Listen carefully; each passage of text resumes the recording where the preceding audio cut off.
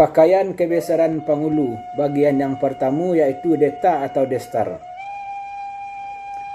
Badeta panjang bakarui, bayangan isi dalam kulit, panjang ndak dapat kita ukur, lebar ndak dapat kita bidai. Salili lingkaran kaniang ikek satuang jo kapalo, tiok katu aba undang-undang, tiok liku aka menjala. Dalam karui budi marangka tabu adik paham tiok lipek. Lebarnya panindiang kampung, panjang pandukuang anak kamanakan. Hamparan di rumah gadang, parauk gonjuang nanampe di halaman menjadi payung panji. Hari paneh tampai balinduang, kalau hujan tampai bataduah. Nan salingkuang cupak joadai, nan sepayuang sapataga, payuang di lingkuang cupak.